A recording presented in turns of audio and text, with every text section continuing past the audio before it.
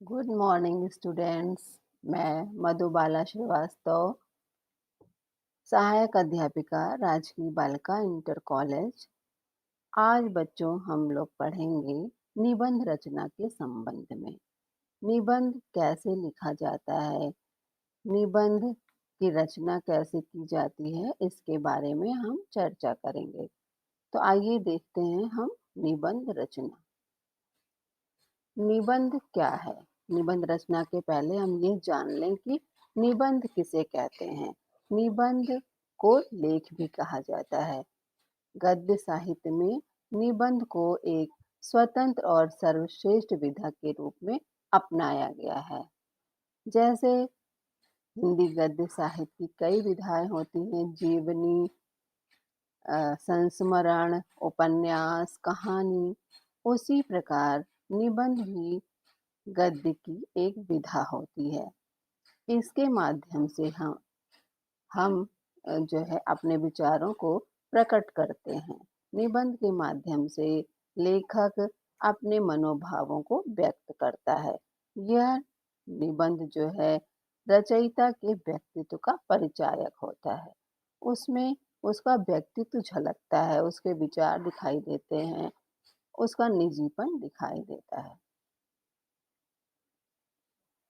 अब निबंध शब्द की उत्पत्ति कैसे होती है, हम यह जानेंगे। निबंध शब्द नि उपसर्ग तथा बंध धातु से मिलकर बना है। नि का अर्थ है विशेष प्रकार से या भली भांति अथवा उचित ढंग से। तो नि का अर्थ क्या होता है? विशेष प्रकार से या भली भांति। और बंध का अर्थ होता है, बंध का अर्थ है बांधना। इसका तात्पर्य क्या हुआ कि विचारों को विशेष ढंग से, विशेष दृष्टि से प्रस्तुत करना।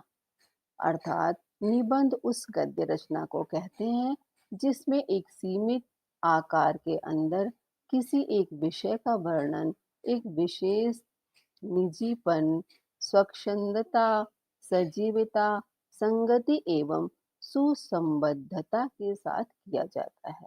ठीक है बच्चों, तो निबंध शब्द की उत्पत्ति कैसे हुई ये हमने जान लिया है। इसके बाद हम देखेंगे कि निबंध की परिभाषा क्या है। निबंध की परिभाषा, निबंध एक विचार प्रधान रचना है जिसमें तर्क संगत भाषा शैली से विषय का निरूपण किया जाता है। कुछ परिभाषाएं बच्चों हम आपको बता रहे हैं। जैसे कि निबंध लेखक के व्यक्तित्व को प्रकाशित करने वाली गद्य रचना है। अर्थात जब हम कोई निबंध पढ़ते हैं या सुनते हैं तो उसमें लेखक के व्यक्तित्व का प्रकाशन होता है। अर्थात वो उसके विचार होते हैं, वो उसकी भाषा भाषा शैली होती है।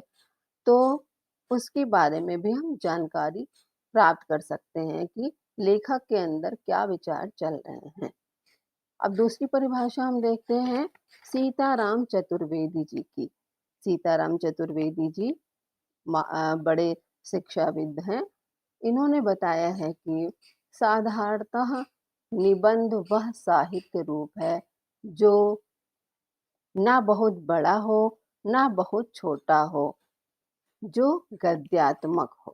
अर्थात निबंध ऐसा होना चाहिए बच्चों कि बहुत बड़ा भी नहीं होना चाहिए, जिसको पढ़ते पढ़ते नीरसता आ जाए, और ना ही बहुत छोटा हो कि उसमें हमारी बातें ही ना समा सकें।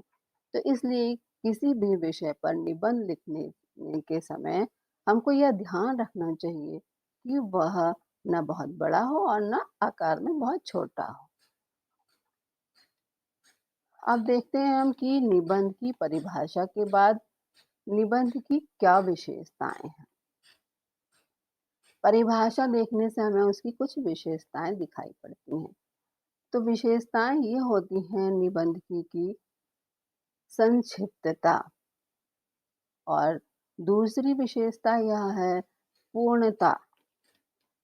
तीसरी विशेषता होती है बच्चों एक सूत्रता, और चौथी होती है तर्कपूर्णता। पांचवी विशेषता क्या है? आंकड़े और उद्धरण। अब इनको हम समझ लेते हैं कि संक्षिप्तता का क्या मतलब है। संक्षिप्तता का मतलब होता है छोटा होना, आकार में संक्षिप्त होना, छोटा होना। कोई भी विषय, कोई भी निबंध ऐसा हो कि बहुत बड़ा नहीं होना चाहिए। उसका आकार इतना होना चाहिए कि जिसमें हम अपनी सभी बातें क्रमबद्ध ढंग से कर लें, अपने विचारों को संक्षिप्त रूप में प्रस्तुत कर लें। और पूर्णता क्या होता है? पूर्णता का तात्पर्य यह है कि कोई भी विषय वस्तु, कोई भी निबंध अपने आप में पूर्ण दिखाई दे। ऐसा न लगे कि हमारी रचना अधूरी है, या हमने, जैसे कि हम दहेज प्रथा पर निबंध लिख रहे हैं या पर्यावरण प्रदूषण पे लिख रहे हैं, तो उसमें सारी बातें आ जानी चाहिए, अपने आप में वो पूर्ण हो। प्रदूषण कितने प्रकार के होते हैं, कैसे फैलता है, कैसे उनके दूर करने के उपाय हैं, तो ये सारी बातें एक जगह पर आ जानी चाहिए। और तीसरी विशेषता क्या है? एक सूत्रता। एक सूत्रता का तात्पर्य है बच्चों की एक सूत्र में हमारा निबंध पिरोया हुआ हो। उसको हम पढ़ें तो एक के बाद एक क्रमबद्ध तरीके से बातें आनी चाहिए।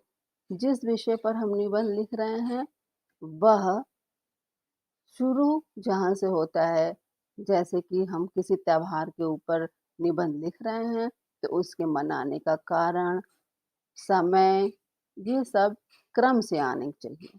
ना कि पहले कैसे मनाया जाता है ये लिख दिया जाए, फिर उसके मनाने का समय या मनाने का कारण बाद में लिखा जाए, यह नहीं होना चाहिए। उसमें एक सूत्रता होनी चाहिए कि हम एक गति से आगे को बढ़ें, क्रमबद्ध तरीके से आगे बढ़ें। अब देखिए बच्चों, तर्कपूर्णता। चौथी विशेषता क्या है? तर्कपूर्णता। हमारा निबंध जो हो वो तर्कपूर्ण होना चाहिए। बेकार की बातें उसमें नहीं आनी चाहिए। तर्कयुक्त बातें हों। अपना जो हमारा विषय है, उसके विषय में हम पूरी सतर्कता से अध्ययन करके फिर अपनी बात को कहें। पांचवी विशेषता क्या है? आंकड़े और उद्धरण। आंकड़े का तात्पर्य क्या है? कि संख्याएं, आंकड़े, जैसे कि हम बेरोजगारी के बारे में अध्ययन करते हैं, निबंध लिखते हैं, या शिक्षा के बारे में करते हैं, तो उसके आंकड़े हम सही प्रस्तुत करें। पूरी तरह से अध्ययन करने के बाद ही हम सही आंकड़ों को दें। उद्धरण का मतलब है कि उदाहरण। उदाहरण के माध्यम से भी हम अपनी बात को स्पष्ट कर सकते हैं। तो निबंध में हम अपनी बात को सत्य सिद्ध करने के लिए आंकड़े और उदाहरणों को प्रस्तुत करते हैं। ठीक है बच्चों, अब इसके बाद हम देखेंगे आगे क्या देख रहे हैं, पढ़ रहे हैं। फिर आगे हम ये देखते हैं कि निबंध के तत्व, निबंध के तत्व या अंग। निबंध लिखते समय मुख्य बात हमें यही देखनी है कि निबंध कैसे लिखा जाता है, उसमें ये तत्व आने चाहिए, ये इसके अंग होते हैं, इन्हीं के ऊपर सारा निबंध निर्भर होता है। पहला है प्रस्तावना या भूमिका। प्रस्तावना या भूमिका क्या होती है? जब हम कोई निबंध लिखते हैं तो सबसे पहले हम यही हेडिंग डालते हैं, प्रस्तावना या भूमिका। जो भी विषय हमारा है, जो भी शीर्षक हमारा है निबंध का, उसके लिए हम कुछ भूमिका बनाते हैं। जैसे अगर हमको देश प्रेम पर निबंध लिखना है, तो उसके लिए प्रस्तावना डाल करके, हेडिंग डाल करके ये प्रस्तावना की देश प्रेम के संबंध में हम बताएँगे। या कोई कविता हो तो उसको भी हम लिख सकते हैं भूमिका पर कि भरा नहीं जो भावों से बहती जिसमें रसधार नहीं, हृदय नहीं वह पत्थर है जिसमें स्वदेश का प्यार नहीं। तो ऐसे प्रस्तावना हम किसी कविता के माध्यम से या जो हमारा विषय है, वह क्या है, उसे क्या कहते हैं, प्रस्तावना में यही बात लिखी जाती है। ठीक है बच्चों? फिर हम आते हैं मूल विषय के विस्तार पर। तो जब निबंध लिखते हैं, तो हमारा मूल शीर्षक क्या है? जैसे हमने उदाहरण के तौर पर लिया था देश प्रेम। तो देश प्रेम के संबंध में हम यहाँ पर जो हमारा मूल विषय है, उसको बढ़ाएँगे, उसको विस्तार देंगे। देश प्रेम के संबंध में हम लिखेंगे कि अ, जो उम, हमारे पूर्व प्रसिद्ध लोग हुए हैं, देश प्रेमी लोग, उनका वर्णन करेंगे और मूल विषय के विस्तार देंगे, जैसे देश प्रेम के संबंध में और आगे की बातें बताएँगे कि देश प्रेम कैसे प्रकट कर सकते हैं, केवल सीमा पर रह कर के सैनिक बन कर के ही देश प्रेम नहीं होता है, बल्कि देश के अंदर रहते हुए स्वदेशी चीज़ों के प्रयोग से और देश के प्रति अपने कर्तव्यों को निभा कर के भी देश प्रेम को व्यक्त कर सकते हैं। ठीक है? तो ये हमारे मूल विषय के संबंध में विस्तार होता है। अब देखिए तथ्यपरक चिंतन। जब भी हम कोई निबंध लिखते हैं, तो हमको तथ्यपरक मतलब कि जो सही-सही आंकड़े हों, सत्य घटना हो, सत्य बातें हों, उस पर हमें चिंतन करके लिखना चाहिए। फिर हम क्या करते हैं? संबंधित आंकड़ों एवं उद्धरणों का प्रस्तुतिकरण। तो जिस विषय पर हम निबंध लिख रहे हैं, उससे संबंधित अगर कुछ अंकों की बातें हैं, आंकड़े हैं, तो उनको प्रस्तुत करेंगे। उदाहरण देकर कर समझा सकते हैं, तो उन उदाहरणों को देंगे। इस तरह से हम निबंध के संबंध में आगे बढ़ते हुए उसको पूर्ण करेंगे। फिर सुझाव और निदान के उपाय भी बताएँगे कि जो विषय हमने लिया है, मान लीजिए कि देश प्रेम लिया था, तो उसमें हमें बताना पड़ेगा कि उसका जो है अ, किस प्रकार से हम अपने देश को प्रेम कर सकते हैं और किस प्रकार से अपने आप को उस पर बलिदान कर सकते हैं। या फिर हम प्रदूषण के संबंध में लिख रहे हैं, तो ये सुझाव देना होगा कि ये कैसे दूर किया जा सकता है, इसको दूर करने के उपाय क्या हैं।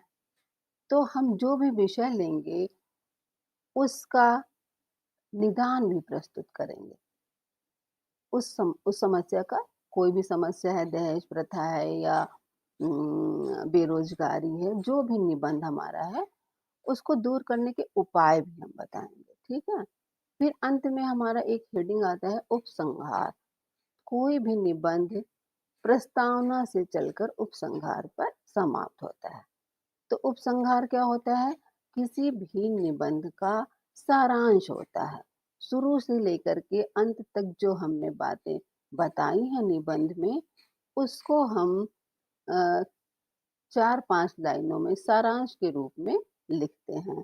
ठीक है बच्चों? इस तरह से हम निबंध लिखते हैं। तो निबंध के ये तत्व और अंग ही बहुत महत्वपूर्ण हैं। इन बातों को आप ध्यान रखिएगा कि कोई भी निबंध लिखने के पूर्व हमें सबसे पहले क्या हेडिंग डालनी है? प्रस्तावना। फिर मूल विषय के विस्तार को हमें दिखाना है। उसको छोटी-छोटी उप हेडिंग में उसको बाँट सकते हैं। फिर उसके बाद हम किसी भी समस्या के निदान के लिए सुझाव और निदान के उपाय बताते हैं और अंत में फिर आता है उपसंहार। तो इस तरह से प्रस्तावना से लेकर उपसंहार के बीच में निबंध को पूर्ण करना होता है। बच्चों अब हम देखेंगे निबंध लिखते समय ध्यान देने योग्य बातें। जब हम कोई भी निबंध लिखेंगे, कोई भी हमारे सामने शीर्षक होगा, तो उस विषय पर हम चिंतन मनन करेंगे। अपने मन में शांतिपूर्वक ध्यान से उस विषय पर अध्ययन, चिंतन, मनन करेंगे, तो हमारे अंदर बहुत सारे विचार आएँगे उस विषय से संबंधित, फिर उसको हम क्रमबद्ध तरीके से लिख लेंगे, ठीक है? दूसरा तथ्य क्या है? विषय वस्तु का ध्यान। जो भी विषय है, उस पर हम ध्यान लगाएँगे। हमें किस विषय पर निबंध लिखना है, उस पर हम ध्यान देंगे। उस विषय से हमारा ध्यान भंग नहीं होना चाहिए, किसी दूसरे विषय का ध्यान नहीं करना है। अगर हमको जैसे हमने एक उदाहरण लिया था कि देश प्रेम पे निबंध लिखना है, तो देश प्रेम के संबंध में ही हमें चिंतन मनन करना है, उसी पर ध्यान लगाना है, उससे अलग बातें नहीं सोचनी है। तीसरा क्या है? सरसता। हमारे निबंध में सरसता बनी रहे, नीरसता ना आ जाए, पढ़ने के बाद हमें अच्छा ना लगे और हम आधा पढ़कर ही छोड़ दें। इसलिए हमें निबंध में सरसता भी लानी चाहिए, रस भी होना चाहिए, जो हमें आनंद दे। रस क्या होता है बच्चों? आनंद देने वाला तथ्य होता है। तो निबंध में हमारे ऐसी बातें हों, इस ढंग से वो लिखा गया हो कि पढ़ने में, सुनने में हमारा मन लगे। तीसरी बात क्या ध्यान देनी है? भाषा और वर्तनी की। हमारी भाषा अच्छी होनी चाहिए, शुद्ध होनी चाहिए, परिष्कृत होनी चाहिए और वर्तनी पर भी ध्यान देना चाहिए। गलत मात्राएँ नहीं लगानी है, नहीं तो फिर नंबर कट जाएँगे। तो हमारी भाषा शुद्ध हो, वर्तनी सही लगी हो, इसका भी ध्यान देना है। कहाँ पर हमें कॉमा लगाना है, कहाँ पूर्ण विराम लगाना है, ये सब बातें भाषा और वर्तनी के अंतर्गत आती हैं। इसलिए हमको निबंध लिखते समय ये बात भी ध्यान रखनी चाहिए। हमारे विचार बहुत अच्छे हैं, विषय वस्तु का भी ध्यान हमने रखा है, सरसता भी है, लेकिन कहीं का पूर्ण विराम कहीं पर लगा दिया तो बात बिगड़ जाती है। ठीक है? अब अंत में आपको यह भी ध्यान रखना है आकार के ऊपर। आपने चिंतन मनन कर लिया, विषय वस्तु का भी ध्यान रखा और सरसता भी बनी है, भाषा वर्तनी भी अच्छी है आपकी, लेकिन आपका आकार क्या हो गया? बहुत बड़ा हो गया। तो जब बड़ा आकार होता है, तो वो पढ़ने में हमें अच्छा नहीं लगता। आजकल बच्चों किसी के पास भी समय नहीं है ज़्यादा, तो वो हमारा ध्यान नहीं देगा। ज़्यादा बड़ा अगर निबंध होगा तो उसको लोग पढ़ेंगे नहीं। तो आप ऐसा देखिएगा विषय के अनुसार जिसमें आपका पूरा विषय समाहित हो जाए, पूरी बातें भी आ जाएँ, तो उसका आकार ना बहुत छोटा हो और ना ही बहुत बड़ा हो। ठीक है? अब हम देखते हैं बच्चों कि निबंध कितने प्रकार के होते हैं। निबंध के प्रकार या भेद। तो निबंध के भेद 5 प्रकार के होते हैं। पहला है वर्णनात्मक निबंध, विवरणात्मक निबंध, तीसरा विचारात्मक निबंध और व्यंग्यात्मक निबंध। अब देखिए कि वर्णनात्मक निबंध। वर्णनात्मक निबंध किसे कहते हैं? इस प्रकार के निबंधों में स्थानों, वस्तुओं, ऋतुओं, दृश्यों, त्योहारों आदि का वर्णन किया जाता है। जैसे कि होली, दीपावली, दशहरा जो भी त्योहार हैं, ऋतु है शरद ऋतु, बसंत ऋतु और दृश्यों की मेले का वर्णन या अ, नौका विहार, तो वहाँ के दृश्य कैसे हैं, प्रकृति चित्रण, तो इन सब निबंधों में वर्णनात्मक वर्णन होता है। वर्णनात्मक का तात्पर्य है कि उसका वर्णन करना, किसी भी स्थान का, किसी भी त्योहार का वर्णन करना, उसके बारे में पूरा बताना कि ये क्या है, कैसे मनाया जाता है, हम लोग क्या-क्या करते हैं। तो इसका तात्पर्य होता है वर्णनात्मक निबंध। अब विवरणात्मक निबंध कैसे होते हैं? विवरणात्मक का मतलब होता है विवरण देना, किसी भी घटना का, यात्रा का वर्णन करना, अरे विवरण देना। तो जैसे कि समाचार आते हैं, कोई घटना घट जाती है, उसका सिलसिलेवार वर्णन किया जाता है कि पहले क्या हुआ, बाद में क्या हुआ।